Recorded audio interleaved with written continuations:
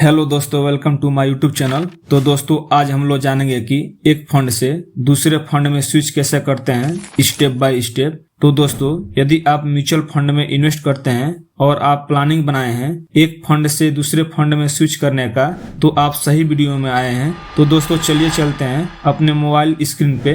तो दोस्तों हमने अपना डीमैट अकाउंट ओपन कर लिया है।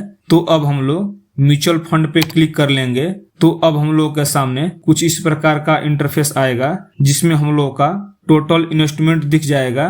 तो अब हम लोग जिस फंड को स्विच करना चाहते हैं उस पे क्लिक कर लेंगे। फिलहाल हमारा एक ही फंड है तो हम लोग इस पे क्लिक कर लेते हैं। तो अब हम इन्वेस्टमेंट डिटेल्स पे क्लिक कर लेंगे।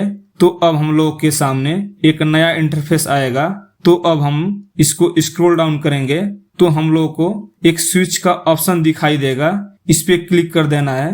क्लिक करने के बाद में अब यहाँ पे देखिए एसबीआई का जितना अलग स्कीम है उस सारा स्कीम यहाँ पे शो हो जाएगा।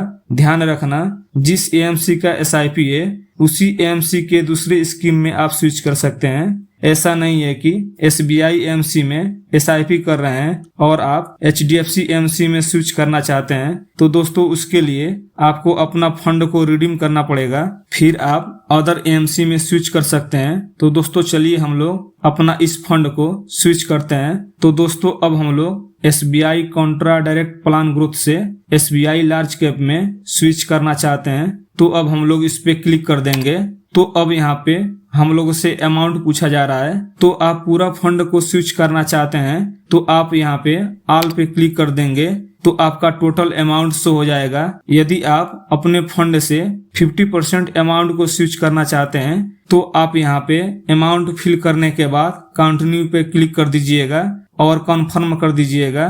तो आपका फंड स्विच हो जाएगा। तो दोस्तों ये वीडियो पसंद आया हो तो प्लीज लाइक एंड शेयर कर दीजिएगा।